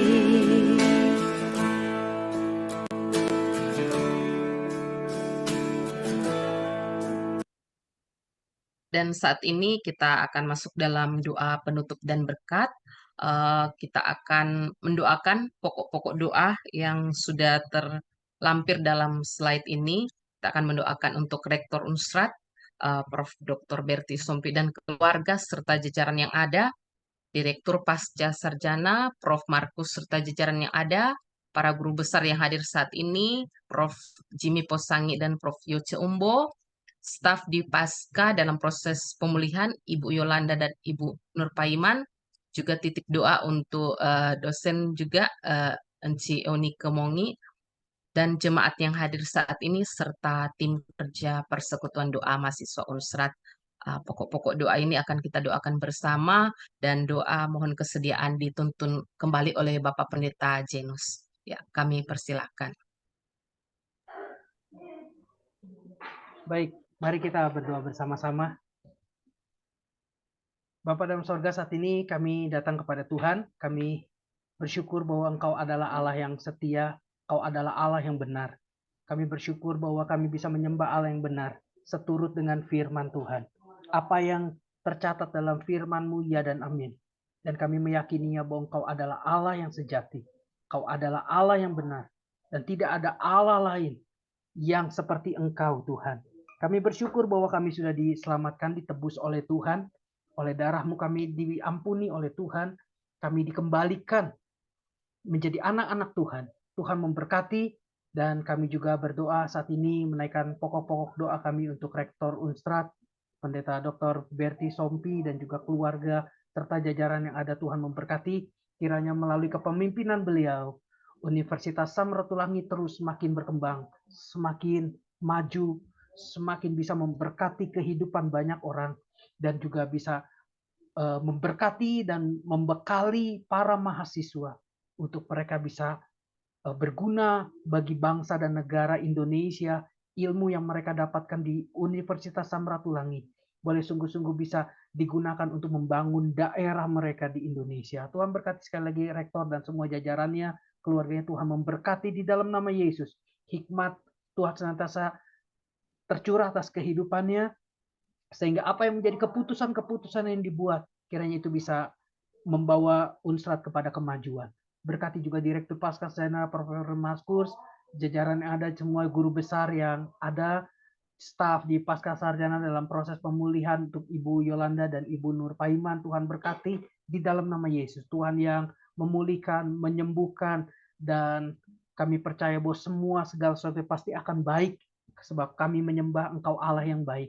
Dan bahkan dalam keadaan yang tidak baik pun, Engkau tetap Allah yang baik bagi kami. Terima kasih Tuhan untuk semua yang hadir dalam Zoom ini. Tuhan juga memberkati. Terima kasih Tuhan. Tuhan juga berkati tim kerja Persekutuan Doa dan Mahasiswa Unsrat. Kiranya melalui persekutuan ini nama Tuhan dipermuliakan dan bisa menjadi berkat bagi mahasiswa, mahasiswi Kristen, dan mereka bisa hidup dekat dengan Tuhan, dan mereka bisa membawa perubahan bagi generasi mereka. Terima kasih Tuhan. Kami bersyukur untuk hari ini, dan kami menyerahkan hidup kami sepenuhnya ke dalam pimpinan penyertaan Tuhan. Terpujilah Engkau Tuhan. Dalam nama Yesus kami berdoa dan bersyukur. Mari kita angkat tangan kita untuk kita terima berkat dari Tuhan. Tuhan memberkati engkau dan melindungi engkau. Tuhan menyari engkau dengan wajahnya dan memberikan kepadamu kasih karunia. Tuhan menghadapkan wajahnya kepadamu dan memberikan engkau damai sejahtera. Oleh sebab itu sekarang pulanglah, terimalah berkat dari Allah Bapa yang ada dalam sorga. Demikian juga cinta dan kasih sayangnya yang sudah dinyatakan dalam Tuhan kita Yesus Kristus, serta pimpinan persekutuan penghiburan dan kekuatan dalam Roh Kudus akan tetap menyertai kita semua dari saat ini sampai selama-lamanya. Tuhan Yesus datang yang kedua kalinya. Sama-sama yang percaya katakan, amin. Amin. Tuhan Amin. memberkati. Terima kasih Pendeta Jenus. Dan saat ini Bapak Ibu sekalian, informasi ibadah pada hari Jumat yang akan datang, Jumat 15 September 2023 dengan tema beribadah seperti Yesus. Jadi satu tema yang sangat menarik dan juga akan memberikan pencerahan kepada kita tentunya tema yang baru juga dan akan dengan narasumber Pendeta Roni Samuel. Jadi kami mengundang kembali untuk Bapak Ibu, saudara-saudara sekalian untuk hari Jumat di jam 7 ya. Hari ini kita agak cepat jam 6 karena memang ini saja jam 6 kelarnya jam 8. Jadi satu tema yang cukup panjang, jadi kita agak mulai lebih cepat sedikit ya dari waktunya. Namun di hari Jumat yang akan datang akan di jam 7. Demikian informasi. Saat ini ucapan terima kasih dari tim kerja oleh Ibu Marilyn Parengkuan. Ya, dipersilakan. Jangan lupa Kondusifkah? foto, Jane. Siap. Kondusifkah? Oke, ya. Ya, shalom. Puji nama Shalom. Tuhan, ibadah. Ya, puji nama Tuhan, ibadah di malam hari ini boleh selesai. Oleh karena itu, kami atas nama tim kerja Persekutuan Doa Mahasiswa dan Alumni Universitas Sampaturangi mengucapkan banyak terima kasih kepada hamba Tuhan, Bapak Pendeta Janus Juniman, Master Teologi, atas pelayanan firman dan diskusi tentang firman Tuhan di malam hari ini. Tuhan Yesus memberkati Bapak Pendeta, memberkati keluarga, juga dalam pola kepada Bapak Ibu dosen, guru besar yang boleh hadir, mahasiswa, dan staf pegawai yang boleh beribadah di malam hari ini. Tuhan Yesus memberkati kita semua. Shalom. Shalom, terima kasih. Sebelum live, mungkin kita akan dokumentasi selama betul. Terima kasih, Prof. Selamat terangkat dokumentasi. Ya, bagi saudara-saudara yang kondusif untuk aktifkan video, kita akan mengambil foto. Karena ini semua kedua kali dengan Pendeta Janus, belum ada foto bersama. Jadi bisa dikirim kenang-kenangan. Ya, oke, yang bisa kondusif untuk diaktifkan.